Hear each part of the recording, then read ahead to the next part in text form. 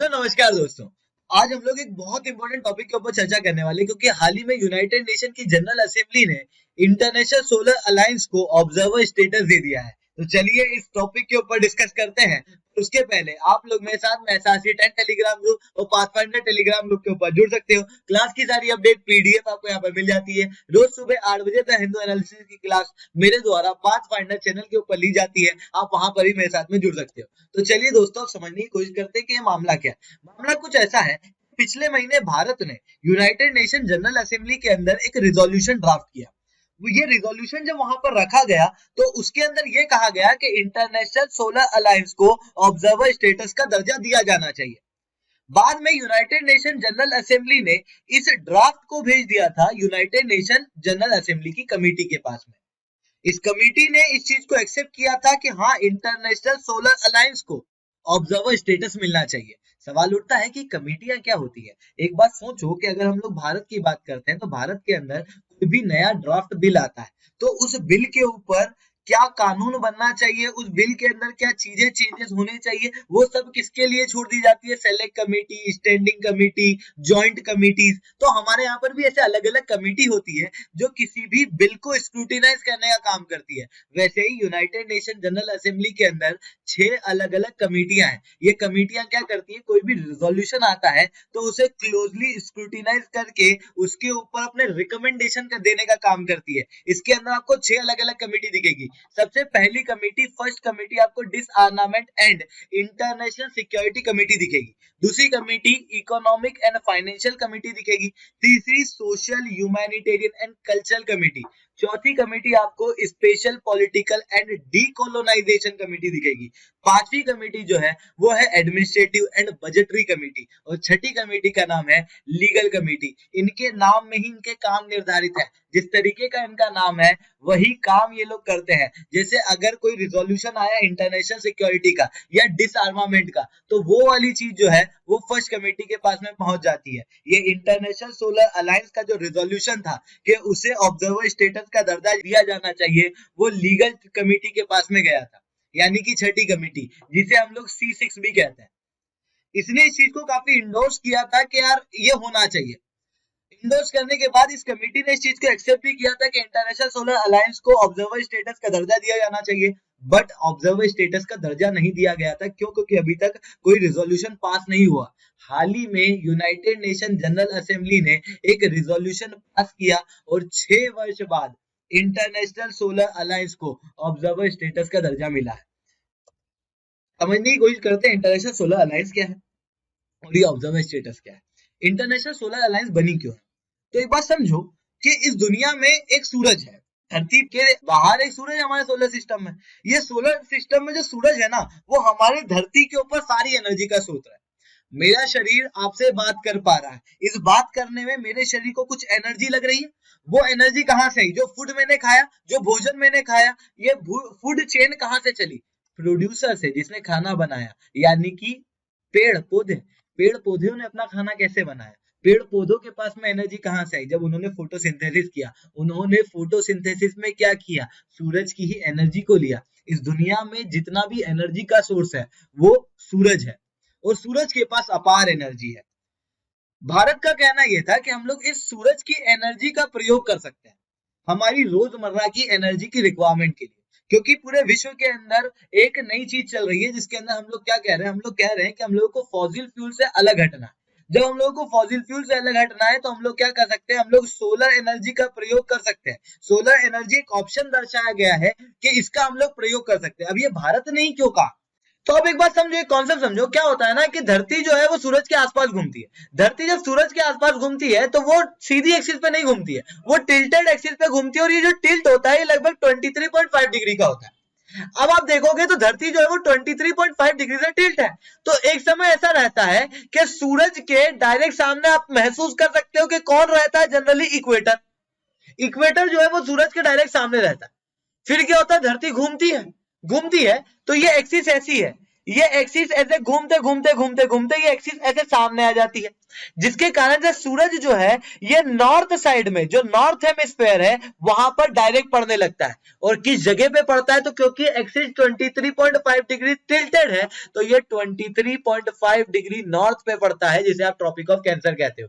फिर आप वापस से धरती को घुमाओगे, इस जगह पे लाओगे, तो इक्वेटर वापस से सामने आ जाएगा, धरती कुछ इस तरीके से रहेगी। और फिर इधर लाओगे तो उसके बाद आप देखोगे तो सूरज जो है वो अब दक्षिण हेमिस्फेयर में पहुंच गया, और मैक्सिमम वो कहां तक पहुंचेगा, मैक्सिमम वो पहुंचेगा दक्षिण साइड में 23.5 तक।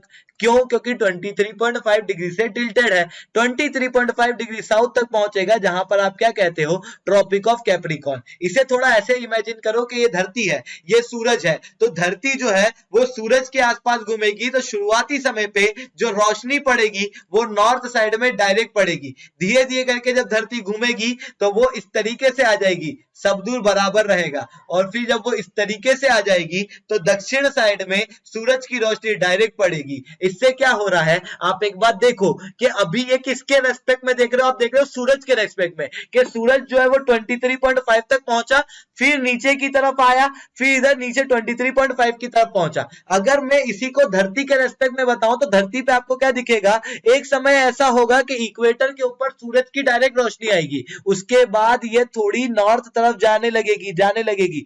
आप पाओगे कि थोड़ा सा मई जून का समय आएगा, जून के समय धरती के ऊपर सूरज की रोशनी डायरेक्ट नॉर्थ साइड में पड़ती है। और इस बात को महसूस करना कि हाँ, जून में सूरज की रोशनी जब डायरेक्ट पड़ती है तो आपको गर्मी लगती है, ठीक है, गर्मी लगने लगी है, वापस से आप सूरज जो है वो नीचे जाने लगेगा, वापस से वो इक्वेटर को छू के नीचे जाएगा और दक्षिण हेमिस्फेयर तक पहुंच जाएगा। दिसंबर आते आते ये बिल्कुल दक्षिण हेमिस्फेयर में पहुंच जाता है, 23.5 डिग्री तक पहुंच जाता है, जिसे आप ट्रॉपिक ऑफ कैप्रिकॉर्न कहते हो। और ये वो समय है जब आप नॉर्थ हेमिस्फेयर में बैठे बैठे आपको लग रहा है सूरज बहुत दूर चला गया, तो आपको ठंडी लग रही है, ठीक है। तो यहां से आपको क्या ऑब्जर्व हो रहा है, आप ऑब्जर्व कर पा रहे हो कि सूरज की डायरेक्ट रोशनी ट्रॉपिक ऑफ कैंसर से ट्रॉपिक ऑफ कैप्रिकॉर्न तक पड़ती है, और इसी कारण से इनका नाम ट्रॉपिक है। ट्रॉपिक का मतलब ही होता है जहां से डायरेक्शन चेंज हो जाए, टू टर्न, टर्न होता है ट्रॉपिक का मतलब, जहां से सूरज अपना टर्न ले ले, उसी को ट्रॉपिक कहते हैं, ट्रॉपिक ऑफ कैंसर और ट्रॉपिक ऑफ कैप्रिकॉर्न।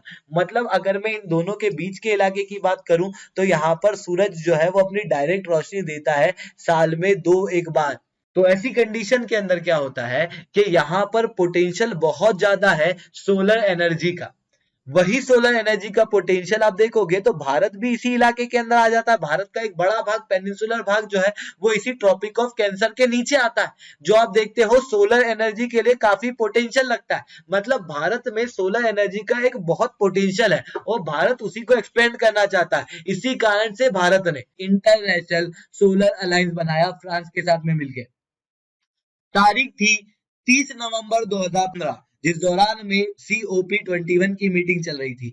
उस दौरान में भारत और फ्रांस ने मिलकर इंटरनेशनल सोलर अलायंस बनाया। हाल ही में इसके अंदर लगभग 101 देश सिग्नेटरी हैं यूएसए को मिला के, और 80 देश ऐसे हैं जिन्होंने साइन भी किया इंटरनेशनल सोलर अलायंस को, उसके बाद में उसको रेक्टिफाई भी किया। इसका हेडक्वार्टर भी आप देखोगे तो वो इंडिया में, और इवन इसका एक इंटरिम सेक्रेटेरिएट जो बना हुआ है वो इंडिया के अंदर गुरुग्राम में बना हुआ है।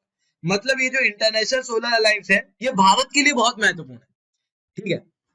आप इस इंटरनेशनल सोलर अलायंस का काम समझो, इसका काम क्या है, इसका काम है सोलर एनर्जी को एक्सप्लोर करना, उसके अंदर नए चेंजेस करना, सोलर एनर्जी को दूसरे देशों तक पहुंचाना, उस सोलर एनर्जी को अगर दूसरे देशों के अंदर लगाना है तो उसके लिए जो फाइनेंस लगेगा वो फाइनेंस प्रोवाइड करना। आप इसके प्रोग्राम देखोगे तो scaling solar energy application in agriculture use, rooftop पे किस तरीके से सोलर एनर्जी लगाई जा सकती है, मिनी ग्रिड को किस तरीके से स्केल किया जा सकता है, सोलर पार्क कैसे बनाए जा सकते हैं, सोलर फॉर ग्रीन हाइड्रोजन क्या होता है, ये सारी चीजों के ऊपर काम जो है वो इंटरनेशनल सोलर अलायंस करता है। सोलर अलायंस क्या कर रहा है, सोलर एनर्जी को पूरे विश्व के अंदर एक्सपांड कर रहा है, टेक्नोलॉजिकल पॉइंट ऑफ व्यू से और टेरिटोरियल पॉइंट ऑफ व्यू से।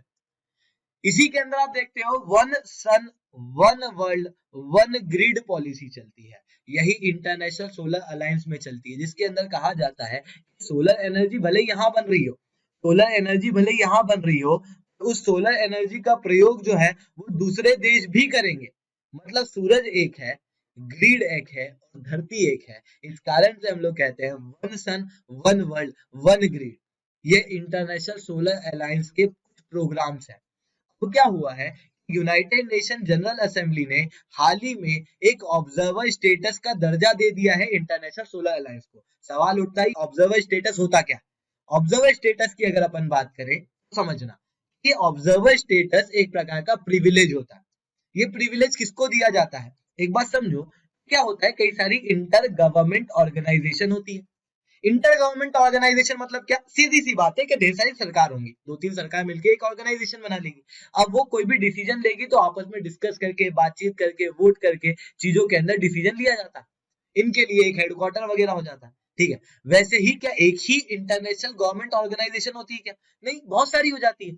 एक मान लो ए इंटर गवर्नमेंट ऑर्गेनाइजेशन है, एक है बी करके, और कुछ और संस्था भी है जो इंटर गवर्नमेंट ऑर्गेनाइजेशन नहीं है बल्कि नॉन इंटर गवर्नमेंट ऑर्गेनाइजेशन है।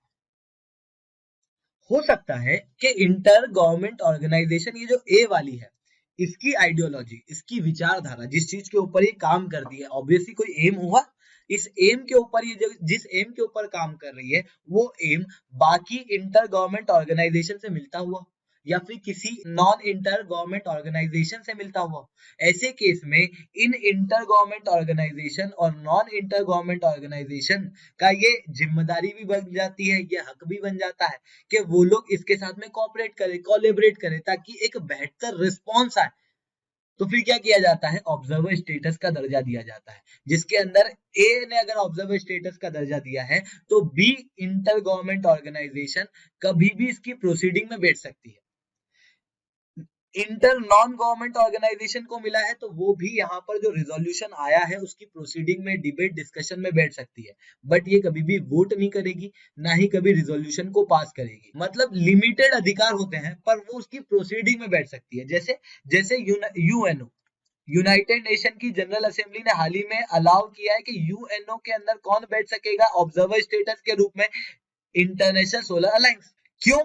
यूएनएफसीसीसी ये किसका है? यूनाइटेड नेशन का, जो क्या करवाता है, COP26 meeting, COP21 meeting, conference of party meeting. इसके अंदर क्या किया जाता है, इसके अंदर ये कहा जाता है कि हम लोगों को हमारे क्लाइमेट को बचाना है। क्लाइमेट को बचाना है तो हम लोगों को फॉसिल फ्यूल वाली एनर्जी से खत्म करना है, को हमारा जो कार्बन एमिशन है वो नष्ट करना है। कार्बन एमिशन को खत्म करने की बात इसी के अंदर की जाती है। और इंटरनेशनल सोलर अलायंस क्या कह रहा है, इंटरनेशनल सोलर अलायंस कह रहा है कि हम लोगों को फॉसिल फ्यूल के ऊपर नहीं जाना है, हमको अगर कार्बन एमिशन को रोकना है तो हमको सोलर एनर्जी की तरफ जाना है। मतलब जिस चीज की प्रॉब्लम की बात यूनाइटेड नेशन करता है, यूएनएफसीसीसी करता है, उस चीज का सॉल्यूशन इंटरनेशनल सोलर अलायंस देता है। आपस में दोनों की विचारधारा सेम है, दोनों ही कार्बन एमिशन को रोकना चाहते हैं, दोनों ही फॉसिल फ्यूल से दूर होना चाहते हैं। ऐसे केस में इंटरनेशनल सोलर अलायंस को क्या कहा गया है कि आप हमारी प्रोसीडिंग के अंदर बैठ सकते हो। मतलब आप एक ऑब्जर्वर स्टेटस आपको हम लोग दे देते हैं, पर आप कभी भी कोई रिजोल्यूशन पास नहीं करोगे, ना कोई वोट करोगे। आप नाम को महसूस करो कि वो लोग पार्ट नहीं है, वो लोग ऑब्जर्वर हैं। मतलब ऑब्जर्वर स्टेटस का दर्जा दिया गया है। ऑब्जर्वर स्टेटस का दर्जा कब दिया जाता है, ये दिया जाता है कुछ इंटर गवर्नमेंट ऑर्गेनाइजेशन द्वारा किसी नॉन मेंबर पार्टी को, चाहे वो इंटर गवर्नमेंट ऑर्गेनाइजेशन हो या फिर नॉन इंटर गवर्नमेंट ऑर्गेनाइजेशन हो। अगर उनके इंटरेस्ट लगभग सेम है उस इंटर गवर्नमेंट ऑर्गेनाइजेशन से, तो ऐसे केस में उन्हें प्रोसीडिंग में बैठने का, पार्टिसिपेट करने का मौका मिलता है, पर वो वोट और कोई रिजोल्यूशन को नहीं लेके आ सकते। और इंटरनेशनल सोलर अलायंस को हाल ही में ये दर्जा दिया गया है यूनाइटेड नेशन जनरल असेंबली द्वारा। तो आपको होप ये टॉपिक समझ में आया होगा। अगर टॉपिक अच्छा लगा हो तो लाइक करो, चैनल को सब्सक्राइब करो। अनअकैडमी के ऊपर सब्सक्रिप्शन लेना है तो कोड यूज करो SRC10। आप लोग रोज सुबह 8 बजे मेरे साथ में द हिंदू एनालिसिस की क्लास में जुड़ सकते हो। उससे जुड़ने के लिए आप लोग SRC10 टेलीग्राम ग्रुप भी ज्वाइन कर सकते हो। ठीक है दोस्तों, आज के लिए इतना ही रखते हैं। जय हिंद, जय भारत।